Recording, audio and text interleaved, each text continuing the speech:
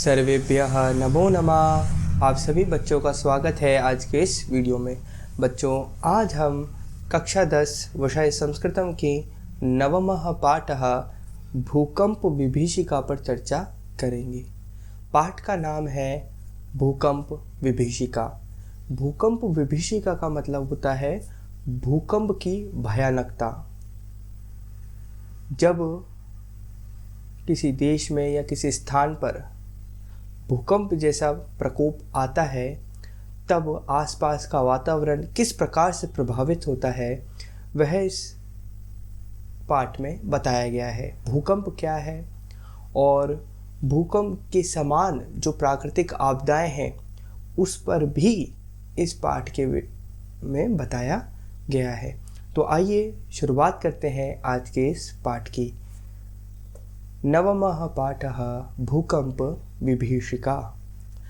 प्रस्तुतो अयं पाठः अस्माकं वातावरणे संभाव्यमान प्रकोपेषु अन्यतमां भूकंपस्य विभीषिकां द्योतयति। अर्थात यह प्रस्तुत पाठ हमारे वातावरण में संभावित प्रकोपों में एक भूकंप की भयावहता का द्योतक है। मतलब बहुत सारे प्राकृतिक आपदाएं आती हैं, भूस्खलन होता है, यानी ज़मीन चट्टानों का खिसक जाना, अपने स्थान से खिसक जाना, भूकंप होना, आंधी होना, बाढ़ आ जाना, ये सभी प्रकार के प्राकृतिक आपदाएं होती हैं। इसी प्रकार से एक आपदा है भूकंप। प्रकृत्यौ जायमानः आपदः भयावह प्रलयं समुत्पाद्ये मानवजीवनं संत्रास्यन्ति ताभिः प्राणिनां सुखमयं जीवनं दुःखमयं संजायते।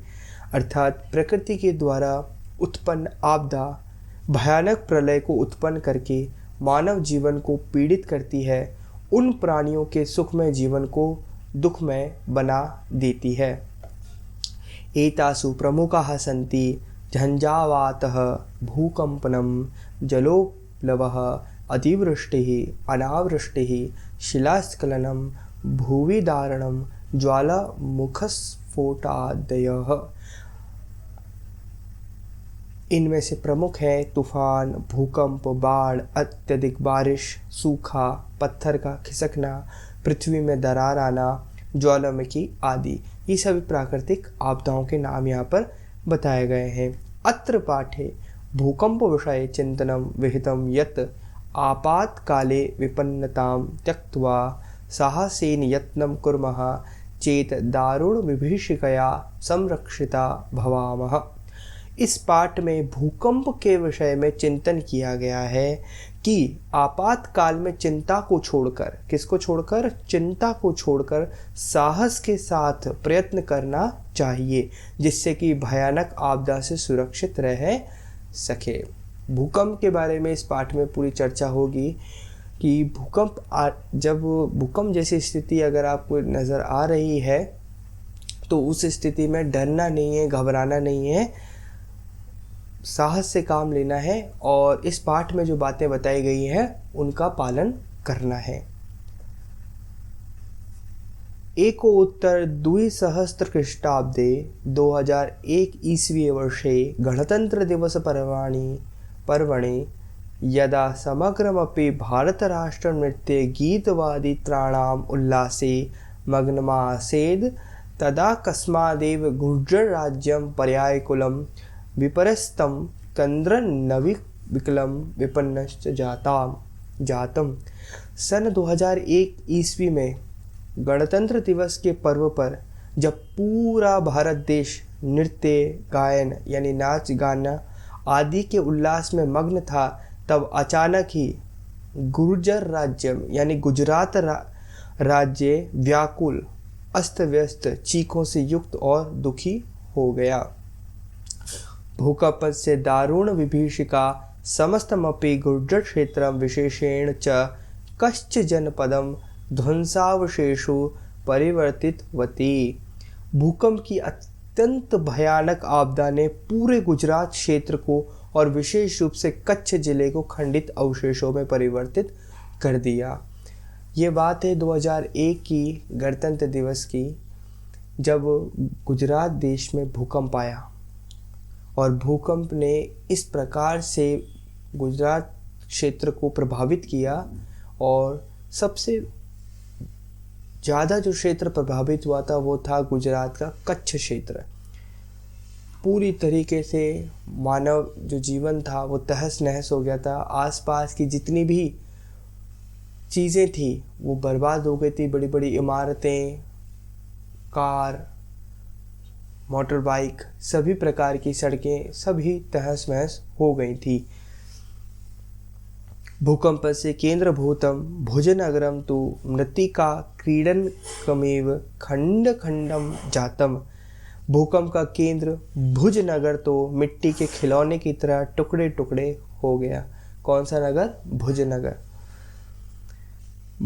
बहुभूमिकानि भवनानि क्षणेनैव धराशायिनी जातानि।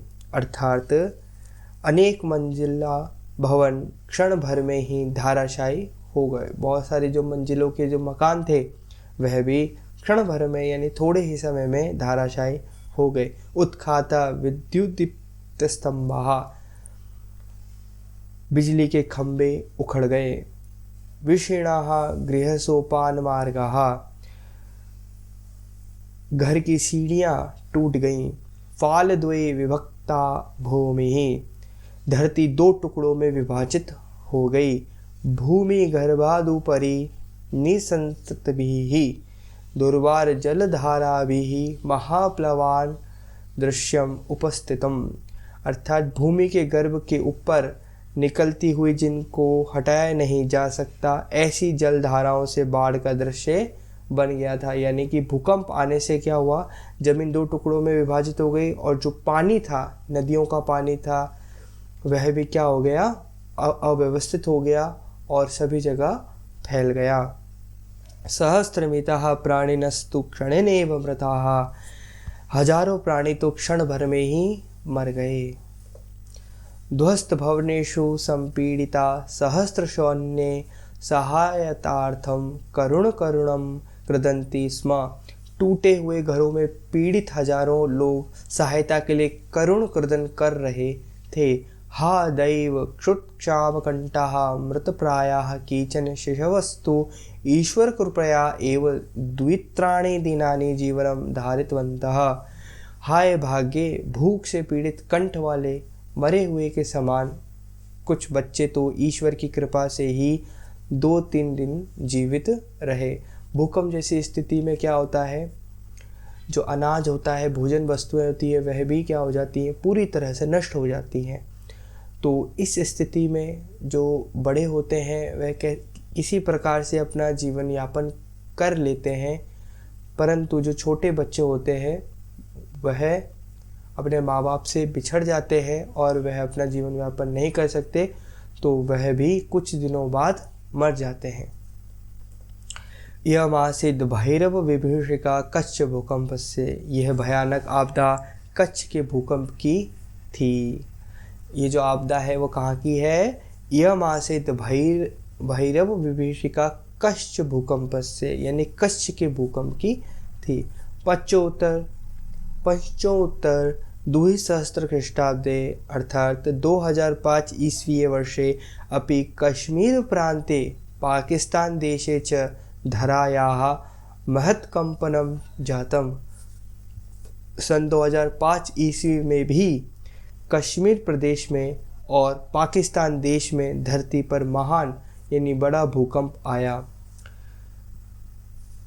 यस्मात् कारणात् लक्ष परिमिताः जनाः अकाल काल कवलिताः, अर्थात जिसके कारण लाखों लोग अकाल मृत्यु को प्राप्त हो गए। अकाल मतलब बिना समय की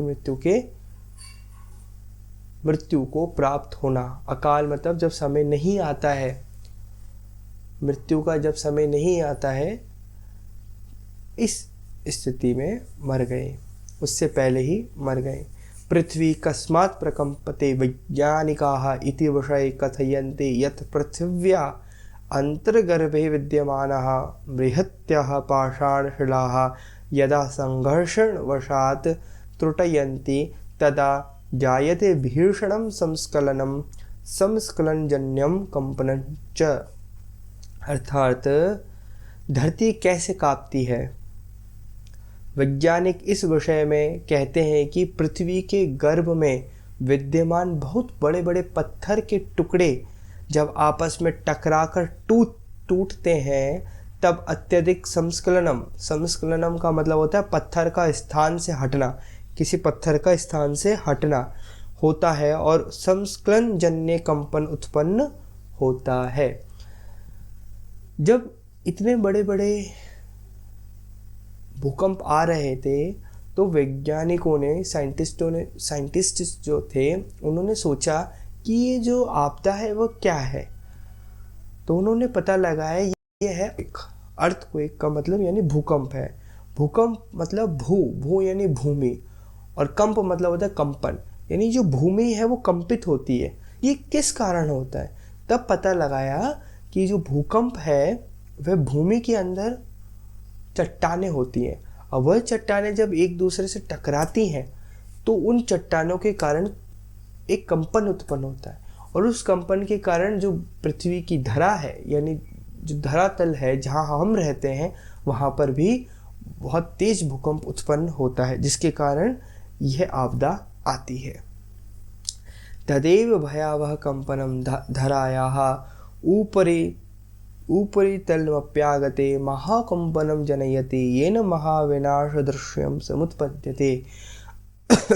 अर्थात तभी ही भयानक कंपन पृथ्वी के ऊपरी तल पर आकर महान कंपन उत्पन्न करता है जिससे महान विनाश का दृश्य उत्पन्न होता है। ज्वालामुख पर्वतानां विस्फोटैरपि भूकंपो जायत इति कथयन्ति भूकंप विशेषज्ञाः। ज्वालामुखी पर्वत पर विस्फोट से भी भूकंप उत्पन्न होता है ऐसा भूकंप विशेषज्ञ कहते हैं। क्या कहते हैं कि जो ज्वालामुखी पर्वत पर विस्फोट से भी भूकंप उत्पन्न होता है। जब ज्वालामुखी विस्फोट होता है, वॉल्केनो जिसे हम कहते हैं आंग्ल भाषा के अंदर, जब वो विस्फोट होता है तब भी भूकंप की स्थिति बनती है। पृथिव्याः गर्भे विद्यमानो अग्निर्यदा खनिज मृत्तिकाशिलादि संचयं क्वथयति तदा तत्सर्वमेव लावार सताम उपेत्य दुर्वारगत्या धराम पर्वतम वा विदारे बहि निष्क्रामति। अर्थात पृथ्वी के गर्भ में विद्यमान अग्नि जब खनिज, मिट्टी और पत्थर के संचय को उबालती है तो वह सब ही लावा बनकर तेज गति से धरती अथवा पर्वत को फाड़कर बाहर निकलता है।